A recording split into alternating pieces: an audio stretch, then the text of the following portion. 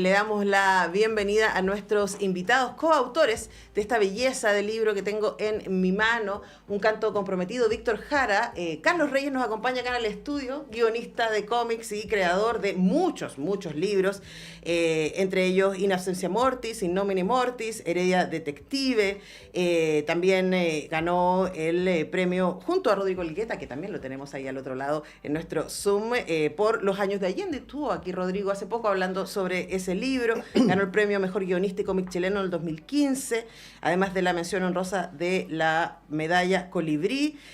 Han publicado juntos la novela gráfica Nosotros los Xecnam, y sus trabajos han sido editados en Italia, Turquía, España, Francia, Brasil, Corea del Sur, Austria y Estados Unidos. ¿Cómo estás, Carlos? Muy bien, gracias por la invitación. Bueno, un placer tenerte acá, y al otro lado de nuestro Zoom tenemos a Rodrigo Elgueta. ¿Cómo estás, Rodrigo?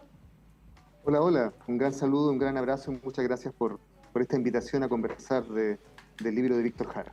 Bueno, Rodrigo ha hecho un montón de trabajo también en gráfica y en cómic. El autor de Dragón Lemur, también fue coeditor de la revista Platino, ha dibujado Heredia Detectives, y esos libros que ustedes tienen de Heredia, de LOM, el trabajo es de Rodrigo Elgueta, y como nombraba también ha trabajado en varios proyectos con Carlos Reyes, y este es el más reciente, que les decía Víctor Jara, Un canto comprometido. Y entonces la primera pregunta es para Carlos respecto a por qué llevar la vida y obra de Víctor Jara a una novela gráfica.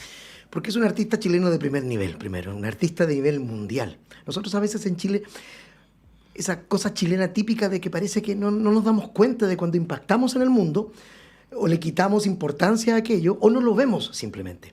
Víctor Jara, fuera de Chile, es un monstruo musical, admirado por músicos y músicas de todo el mundo, por el público, y porque no había, en este lenguaje al menos, porque en teatro sí, en la literatura sí, en la investigación, en el cine tampoco, hasta donde yo recuerdo, no hay nada sobre Víctor Jara. Entonces necesitábamos... Hay un documental, sí, pero sí, ficción no documentales sí, pero no hay ficción sobre su vida, y creíamos que en este hermoso lenguaje de la historieta merecía él tener un homenaje. Y con Rodrigo ya veníamos trabajando este libro hace muchos años, pero lo teníamos detenido justamente porque habíamos hecho Los años de Allende, y luego nosotros Los Xecnam, y de pronto dijimos, ¿sabes qué? Vamos con este libro. Y eso fue hace bastante rato, y nunca imaginamos que iba a salir justo para los 50 años del golpe. Eso no, ni siquiera lo habíamos pensado. Fue maravilloso que así sucediera. Triste, pero maravilloso al mismo tiempo. Bueno, hay una propuesta estética y también narrativa respecto a este libro, en donde se va mezclando la primera persona con el testimonial, ¿no?, de otros. Luego te voy a preguntar, Carlos, respecto a eso, pero yo lo comenté con Rodrigo cuando vino la otra vez a hablar de Los años de Allende, que en este libro, en Víctor Jara, Un canto comprometido, la mayoría de la narrativa está dibujada de manera un poquito naif, diríamos, ¿no? Es como la estética tiene mucho más que ver con un cómic que uno podría vincular con Barrabases, por ejemplo. Esa es la estética. Y yo sé que Rodrigo puede dibujar de muchísimas maneras distintas, y de hecho aquí mismo en el libro hay escenas como la fotografía, o como cuando Víctor Jara escucha por primera vez a Violeta Parra y se empieza a imaginar, ¿cierto? Y ahí aparece otra estética. Entonces preguntarte, Rodrigo, por esas opciones gráficas que tú escogiste para esta narrativa. Antonella, tú acabas de decir algo que diste en el clavo. Yo lo he comentado poco, porque primero, la historia de Víctor Jara tiene esta situación en la cual tiene momentos excepcionales culturalmente, que son muy importantes para la historia de la cultura en Chile y en Latinoamérica y mundial, pero también tiene estos momentos terribles. Entonces, cuando yo presentaba la propuesta estética de cómo narrar este libro a través de las imágenes, si lo hacía realista, que mi estilo gráfico es más realista, iba a tener que también enfrentar esos momentos horribles. Entonces, conversando con Carlos, cambié un poquito el nivel de iconicidad, lo hice un poquito más abstracto para llevarlo a un rostro más sintético, justamente para que me diera espacio para no tener que enfrentar esas cosas terribles de manera realista. O sea, pero al mismo tiempo teníamos la idea de que el lector no puede olvidar que lo que está leyendo en Víctor Jara, Un canto comprometido, son hechos reales. Entonces, por eso están esos golpes de lápiz grafito en los cuales le recuerdo al lector, no se olvide que esta es una historia real, no se olvide que estos son hechos que ocurrieron y que son momentos importantes. Ahora, con respecto a lo que tú comentabas de Barrabases, sí, todos los libros de alguna u otra manera tienen elementos que son parte de la vida de los creadores, y ahí también está un poco donde yo partí dibujando, porque yo, tomando las revistas de Barrabases, empecé a dibujar, a copiar esos personajes, y justamente la idea de hacer estos rostros sintéticos con los ojos con unos pequeños óvalos que fueran puntitos negros, era, de alguna manera, es homenaje también a esta tradición del cómic chileno. Ahora, hay algo que, y con esto ya termino esta parte, hay algo que en uno de los conversatorios que tuvimos que me hicieron tomar en cuenta, que de verdad yo no lo había considerado, es que los personajes que son los asesinos de Víctor Jara, que están representados en ese momento en el camarín del Estadio Chile de aquella época, tienen los ojos blancos, como si no tienen pupila. En cambio, todos los otros personajes, tanto Víctor Jara como todos sus amistades, las personas que lo rodean, tienen los ojos negros porque tienen la pupila. Es decir, eso le da una dimensión humana comparado con estos militares que actuaron de manera inhumana. Entonces... Bueno, sí, voy a volver sobre cómo escogieron contar la escena del estadio, porque de hecho yo lo estaba leyendo ayer y es muy lindo, es como muy inspirador, es como uno se va de viaje y uno, no sé, probablemente la mayoría de la gente que lo escuche tiene las canciones de Víctor Jara en la cabeza, incluso si no las está escuchando en ese preciso instante mientras lee el libro, y cuando se acerca el momento del estadio uno dice, uy, no quiero ir ahí, no quiero llegar a ese lugar. Voy a hablar luego de cómo lo resolvieron, pero antes hablemos de cómo llegan ahí, ¿no? Porque yo decía antes, Carlos, que ustedes escogen ir mezclando la lógica de un testimonial. El libro parte y cierra con Víctor Jara en un escenario, ¿no? Con Poncho, además con una imagen que hemos visto, ¿no? Entiendo que fue la televisión peruana. Entre medio van apareciendo testimonios de Joan Jara, ¿cierto? De Poirot, de cuando saca esas fotos famosas, ¿cierto? Fuera del Museo de Bellas Artes. Cuéntanos respecto a ese proceso de investigación de ir mezclando esas voces para esta propuesta. Sí, con Rodrigo siempre que hacemos un libro nos proponemos que uno no sea exactamente igual al otro.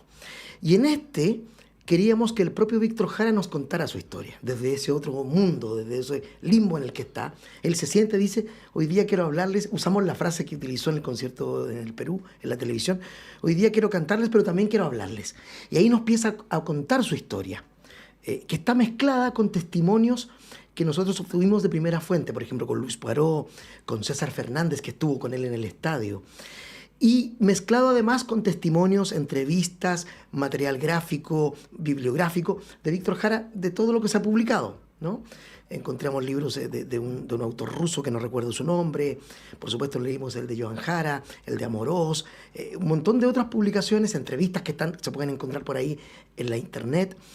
Y ahí fuimos construyendo esta mirada, ¿no? Que nosotros queríamos que fuese Víctor intercalado con hitos, momentos importantes, y que ojalá muchos de ellos, no lo logramos siempre, estuviesen contados por personas que lo conocieron. A mí me faltaron muchas entrevistas por hacer, hubo gente que después cuando terminamos el libro apareció, lo que es bastante usual, ¿no? Pero estoy muy feliz con el resultado.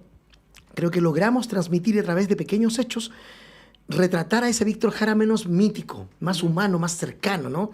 Nosotros también en Chile, a pesar de que, te decía al principio, como que hacia afuera no le importa esto, por otro lado también mitificamos algunas figuras tanto. Y a veces es bueno acercarlas y sentir que vivía en mi barrio, caminó por esta calle, ¿no? Es hermoso eso también, acercar la figura de Víctor Jara. Yo aprendí algunas cosas con el libro, cosas que yo no sabía, y creo que reafirmé algunas que ya intuía, por supuesto, igual que el público. Conversamos con Carlos Reyes, que es guionista de este libro, Víctor Jara, Un canto comprometido, y con Rodrigo Elgueta, que lo tenemos al otro lado del Zoom, quien dibujó este trabajo. Y Rodrigo tuvo una tarea especialmente difícil porque para la mayoría de la gente Víctor Jara es músico, es cantante, ¿no? Y cómo llevamos esa experiencia del canto, de la música, que es una experiencia sensorial auditiva, a la experiencia de leer, ¿no? Porque se puede contar, que es un poco lo que hacen, pero a mí me pareció especialmente hermoso, por ejemplo, esos espacios, el encuentro cuando él escucha Gracias a la vida por primera vez, ¿no? Y empieza a imaginar y tiene todas estas imágenes que se cruzan, y otros momentos en donde él está haciendo música, que es mucho más que contar. Cuéntanos, Rodrigo, cómo fuiste creando esos espacios abstractos, espacios, uno podría decir, que son tan hermosos y tan complicados como uno podría decir como el espacio del estadio hacia el final, que también ahí tú tomaste algunas decisiones, o tomaron juntos algunas decisiones narrativas para instalar eso que quizás en la página se nos puede quedar corto, ¿no? Sí, muy interesante lo que comentas, Antonella, porque el cómic no tiene movimiento y no tiene sonido. Entonces, el movimiento y el sonido se tiene que representar a través de las líneas cinéticas o a través de las onomatopeyas. Entonces, es muy interesante cuando el cómic puede dialogar, la historieta puede dialogar con otras artes. Y justamente la intención de esas páginas donde se lleva imágenes gracias a la vida, sin que se utilicen los textos, es una invitación para que los lectores, las lectoras y lectores puedan al mismo tiempo escuchar gracias a la vida mientras ven esas páginas. O sea, si alguien tiene esa motivación, yo me siento sumamente gratificado porque cumplimos el objetivo. Ojalá alguien pueda esas páginas verlas, leerlas, escuchando gracias a la vida, para que le llene su mente de imágenes, porque en el fondo gracias a la vida está llena de imágenes, y es la experiencia que tuve yo cuando mi mamá, cuando yo era niño, me hizo escuchar y me explicó gracias a la vida. Ahí mi mamá ha sido un elemento muy importante en mi relación con la cultura, porque ella tuvo la preocupación que ella sabía que yo tenía que conocer esa canción y de qué trataba. Bueno, y el momento del estadio, otro de los métodos de trabajo que tenemos con Carlos, y en ese sentido me gusta mucho el trabajo en equipo con Carlos porque coincidimos muchas cosas. Para mí es muy importante acceder a archivos judiciales cuando es necesario. Los archivos judiciales tienen la problemática que es un tipo de lenguaje, un tipo de escritura que la gente no está familiarizada, pero uno tiene que aprender a acercarse, a leerlos en la medida que están liberados, que ya no son secretos de sumario, y eso es parte de la historia de Chile que está a acceso a todas las personas.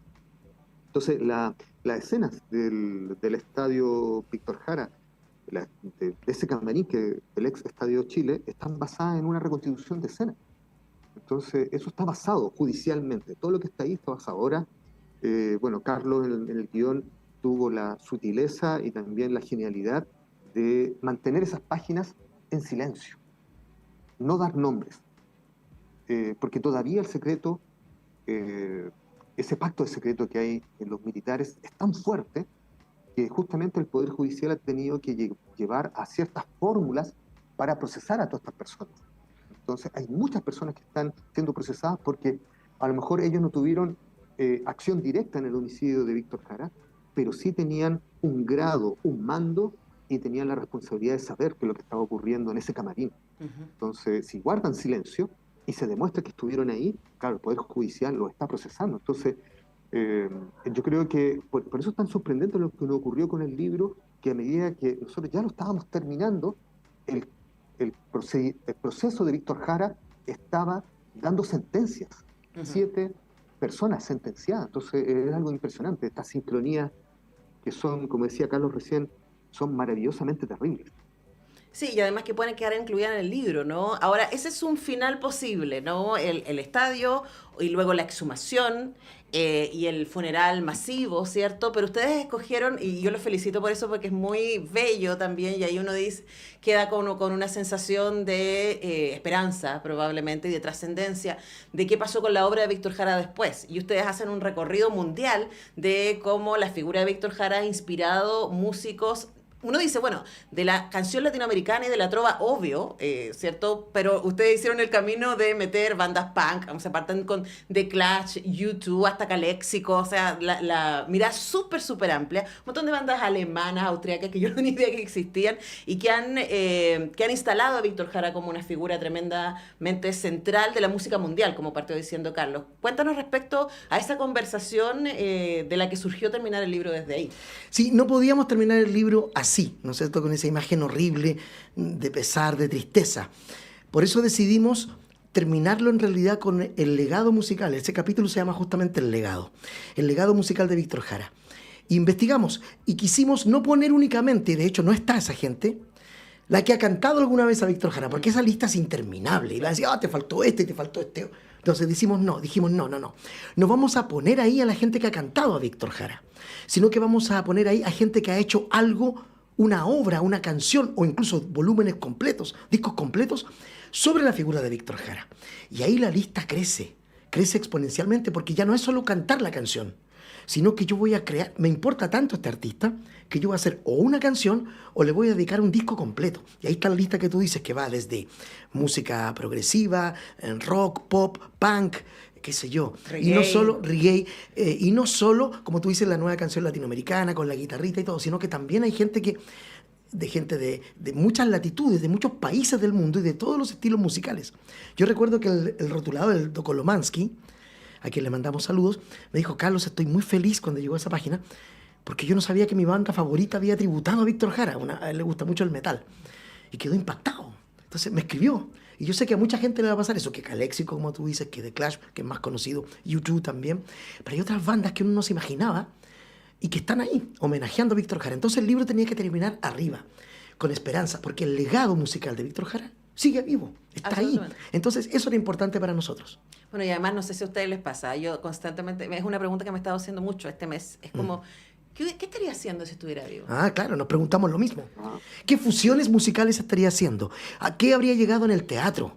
¿No? Esa vida truncada, ¿no es cierto?, por los asesinos, no solo truncó la vida de Víctor Jara, ¿no es cierto?, no solo nos afectó a todos también como país, sino que nos privó de un artista excepcional. Quizás qué cosas nos habría regalado durante todos estos años. Ahora, probablemente el llamado de ese grupo de artistas que ustedes nombran acá y todo lo que nos aparecen y que siguen descubriendo a Víctor Jara. Ayer entrevisté a Angelo Peratini, que acaba de sacar una versión del Cigarrito, y hablamos largamente de esto, ¿no? De la herencia, de la importancia, de la vanguardia, del juego, y quizás lo que nos queda ahí es tratar de estar a la altura, ¿no? Y de decir, bueno, también recibimos la herencia, nosotros como oyentes, ustedes como creadores, ¿no? Y decir, bueno, ¿qué tendríamos que estar haciendo hoy día para poder estar siendo fieles con ese legado? Así que muchísimas gracias, Carlos, y muchas gracias, Rodrigo, por este libro primero y luego por estar acá en Radio Universidad de Chile. Muchas gracias, Antonella, por la invitación. Ya saben, búsquenlo en todos lados, y si nos quieren invitar a conversar sobre el libro, por favor, ubíquenos en nuestras redes sociales a través de nuestra editorial.